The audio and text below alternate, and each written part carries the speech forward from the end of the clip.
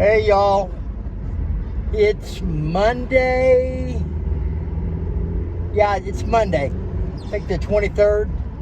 And I want to come on here and spill a few thoughts and kind of reiterate what's going on over in Israel.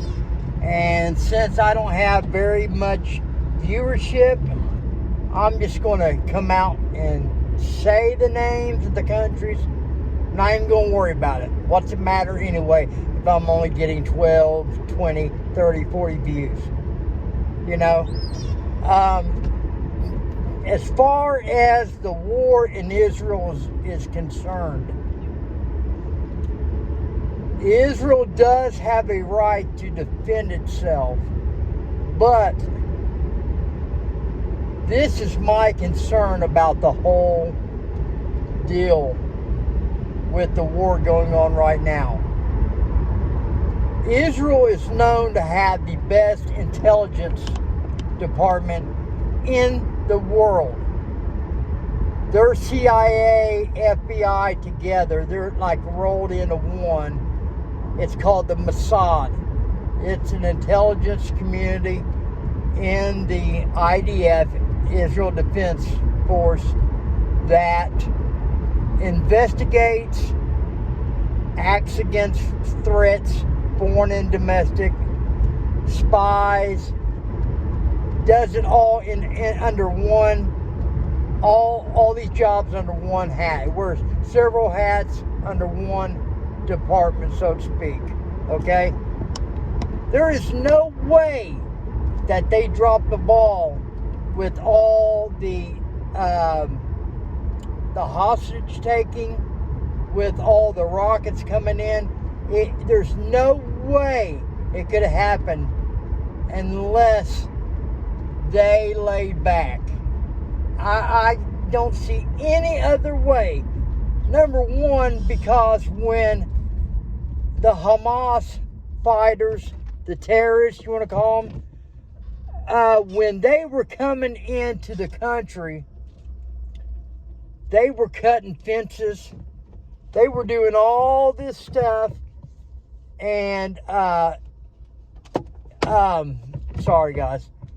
And they had cameras on all those areas. Okay? So, it was being watched. Why they held back? That's the question I want to know. Because there was, 3 years ago, Trump was trying to solidify a peace agreement. He actually persuaded them to move the capital. It went to Jerusalem. They called Trump the Cyrus, the modern day Cyrus. And Cyrus was a great king back in biblical days. And I don't know what he did, but I can guess, but I don't want to guess. We don't guess on things on this channel. We say what's right. Anyway, Trump was viewed as a uniter, a liberator. That's why Jerusalem was their new capital. Okay? There was going to be a peace plan to where there was going to be a two-state solution. All right? I don't know how it went from that to this. The only thing I can think of is the fact that I believe Israel laid back. They let this crisis go into where they could roughshod into Palestine. That's all I can see an answer for why this all happened. This was probably in their mind giving the Palestinians enough rope, or Hamas, I should say, enough rope to hang themselves. And when they did, that was their cue to just roll over, steamroll over, just steamroll that whole area. It's no secret that they want the whole area, and there was been there was been boundaries set to where they do not exceed these certain frontier lines. They've never agreed to that, you know. And I'm all for the Jews having their land. I'm a born-again Christian. I want them to possess the land. God did give them that land. But the Jews that are in there now are not, to my knowledge, and I'm 98% sure they are not bloodline, quote-unquote, Ashkenazi Jews. Ashkenazi is the bloodline from the biblical days. They went asunder. They moved. They went to all other areas when the Roman Empire went into Israel and punished them. So they scattered. The Israelites scattered. Okay? They undoubtedly married with other groups to where the bloodline thinned out. Now, I'm not saying that they're not Jews, but when you don't act like a Jew and the bloodline's thinned out, what are you then? Okay? They want the third temple to start going. How are they going to trace the Levitical bloodline back to getting the third temple going?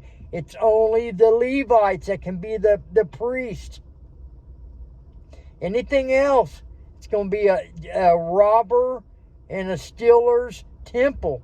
Has to be the Levitical tribe to be the priest, the holy of the holies, if that's what they're going to do. They need to be very careful messing with the Holy of Holies. They don't have the Ark of the Covenant that was in the Holy of Holies, so how are you going to make the temple? Unless they've got the Ark and sitting on it. I don't know. These are things for higher grade pay and higher grade people than me. But it all smells foul to me. And just like the whole Speaker of the House kerfuffle that we've got going on, there was a whole big stink about funding Ukraine. That got held up. What do you see now? Magically, we have another conflict, a war no less, and it's right against our staunchest ally in the whole world, which is Israel. Israel is United States' little brother. Everybody knows it. That's why we're hated in the Arab world, especially amongst the warmongering that we do. So put two and two together, and this is what you have, this kind of war. Now tell me, in biblical days, it was a holy process to go to war. Does the Jews have the holy footprint to do what they're doing? If they truly are Jews that follow the Torah. I don't care about the Talmud. The Talmud was when they were in Babylonia. That's all trash. I'm talking about the Torah. The written record of God. Yahweh. That's what God's name is. Yahweh. That was God's name. That's what the Torah is all about. The beginning and the end. God is from everlasting to everlasting. And if you're going to serve a holy God like that, act holy. That's all I'm saying. And that's all I got for today. Look it up, people. Call me out on this. I believe I'm 100% right. The Jew bloodline, I don't know. I have a daughter that is, according to family records, she is like a 8th Jew. My daughter Mally. But I've looked up this research, especially since I'm a Christian. I believe I have a good foothold to say what I'm saying right now. So, guys, that's your history lesson for today. Look it up, research it, because if it's not a war that is sanctioned by the Jews in a holy way, what do you have then? What do you truly have? That's all I'm saying.